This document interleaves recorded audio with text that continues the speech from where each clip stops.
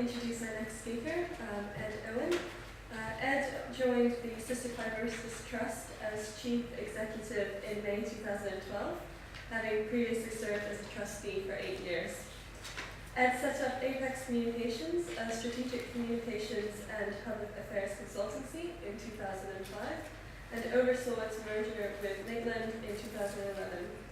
Between 1997 and 2005, he served as a special advisor inside the government in the Home Office, and as in the Foreign and Commonwealth Office from 2001 to 2005, following 4 years as parliamentary advisor to Honourable Jack Straw MP. In the early 1990s, Ed trained and worked as a newspaper journalist in the northwest of England. So let's welcome Ed.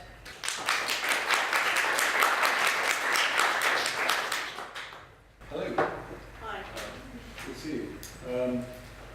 It's great to be here, and I want to start by first of all paying tribute to Findacure, because I think it's a fantastic organisation and doing some brilliant work. It really is so timely and so important because of you sitting here, but the importance of those in rare diseases and the importance in drug development and all the big issues that we're facing, and having expertise and structures and support that is provided by Findacure and others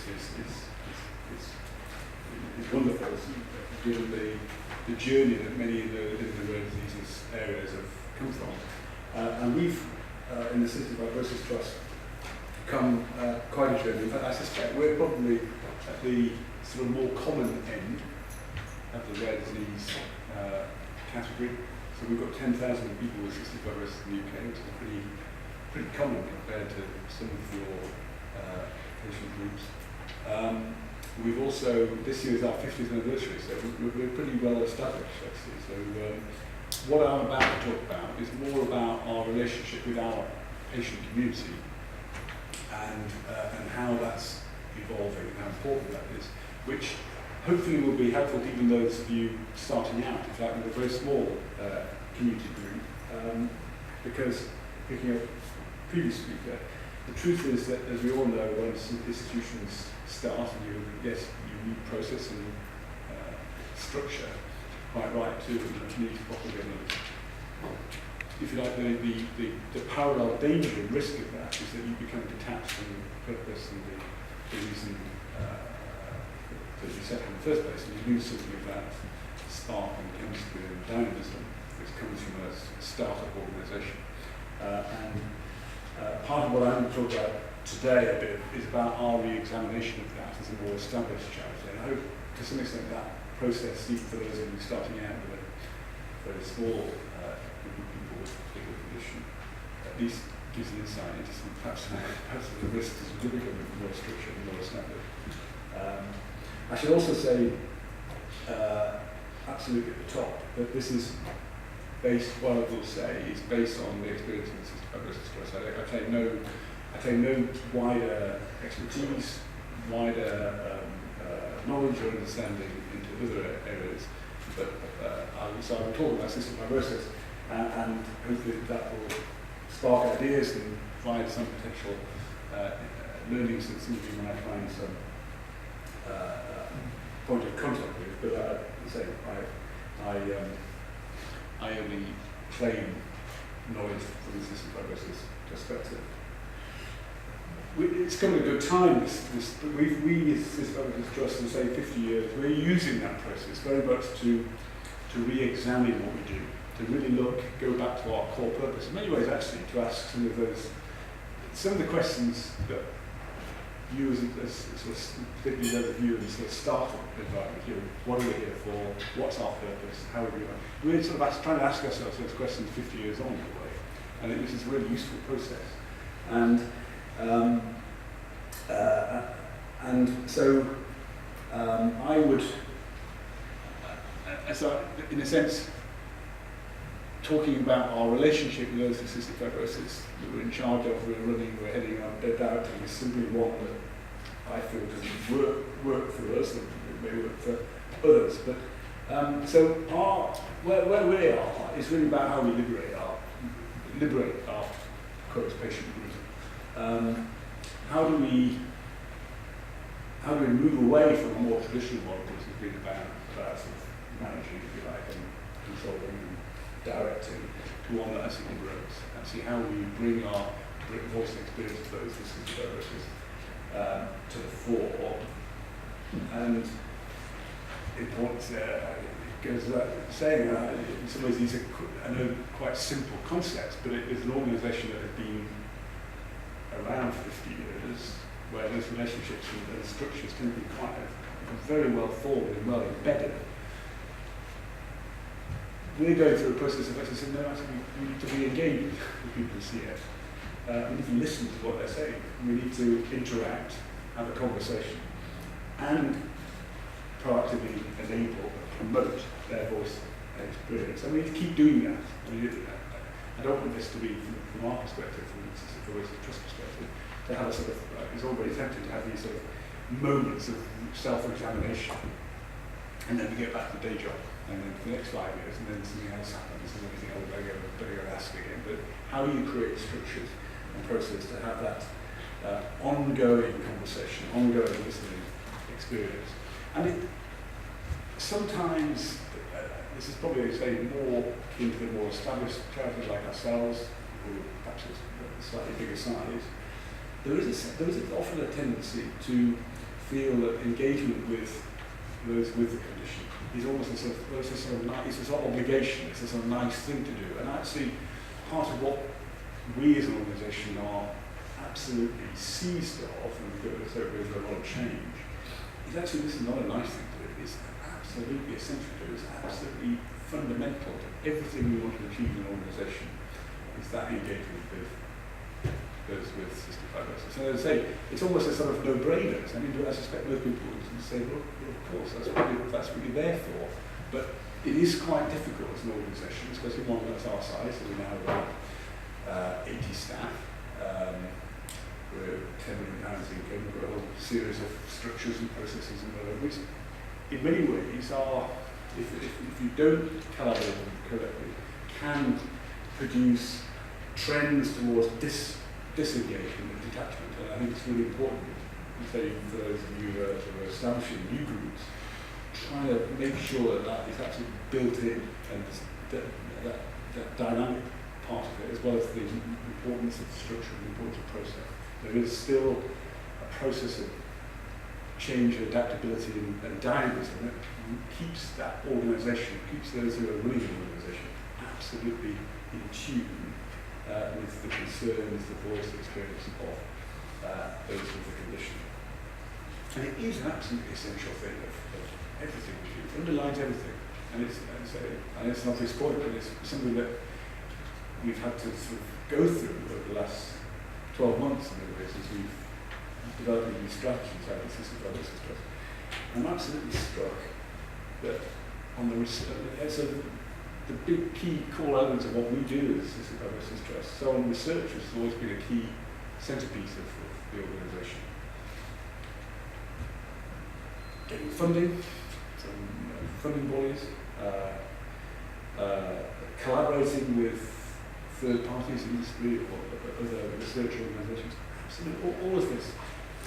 A vital part of getting that is actually having that voice and experience of people with cystic fibrosis setting those practice. That's what people want, and increasingly so, that's what people want to know, is how is this research going to have an impact? How does it fit with the experience of those that you're here for? Care, we do a lot of work with the NHS to try and raise standards within the NHS for the treatment of care of people with cystic fibrosis, especially centres across the UK. That voice and experience of people with cystic fibrosis, it's impossible not to.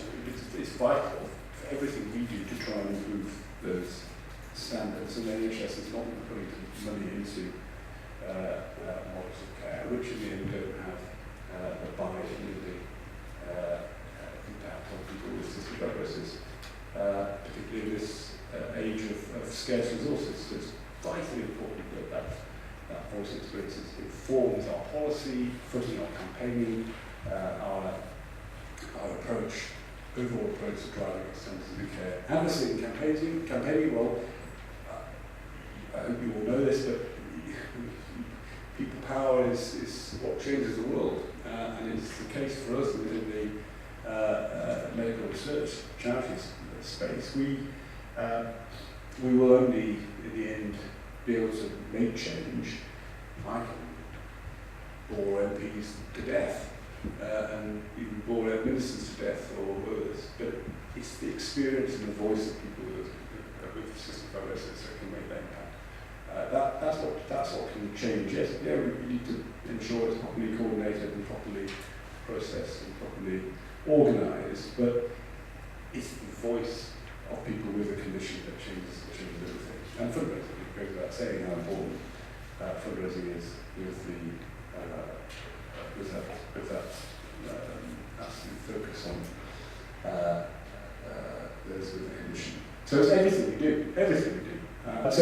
So people power is vitally important. It isn't always easy, and I think again, just to reflect some of the discussions that we've been having internally, it's quite easy to have that focus blurred, if you like, because it's very difficult sometimes to understand and converse with 10,000 people. And sometimes it's a lot easier, I think, portray this in the historical side, I think it's a lot easier for the trust to get on the phone to a clinician. You know where they live, you know their telephone number, they speak in the same sort of language, and you get what you want from that. It's a lot easier to do it that way. Speaking to 10,000 different voices is really difficult, and being able to sort of distill and understand that and coordinate it and then put it into some form which then impacts on policy and focus of charity is a much more difficult one. So it isn't easy. We've got particular issues around cross-infection with cystic fibrosis. So people with cystic fibrosis aren't supposed to meet physically. So actually engaging with our community is really difficult because you can't I know, let's organise a meeting with people with cystic fibrosis. We can't. So that's only in all our meetings, conferences, events, and meetings, we can only ever invite one person with cystic fibrosis. So it's actually really difficult for you. And that has been a historic difficulty. Bluntly, I think it's at times been used as an excuse, because now we're in an age of technology where actually these things can be overcome with virtual meeting places, and we're working a lot on that. We have had a problem with disengagement, particularly with the young adult population with cystic fibrosis. There's been big changes in the cystic fibrosis community because of these huge changes in life expectancy. So what was a paediatric childhood disease 30, 40 years ago is now actually a majority adult condition. So you've got a lot of young adults, and ask Coca-Cola, ask political parties, ask charities, it's very difficult to engage young adults, especially their parents, for those who've got young adults. It's not easy for teenagers, it's not easy. So actually engaging particular parts of our community is time consuming. You have to actually proactively make an effort to do it. It's also, sometimes it's not always very comfortable here, but that's our luck in a way. That's what we're here for. That's part of the conversation. We've got a very strong dedicated supporter community. I think historically we've always had a balance towards parents, because they've been the ones that have got engaged, and so of that demographic shift in the sense that 20, 30 years ago it was the majority childhood disease, which again reinforced, I think, we as a charity have not properly travelled as quickly as the demographics in our own community in a way, so that's why we got slightly, I think we got slightly our focus wrong, where we were focusing on parents as opposed to people with cystic fibrosis.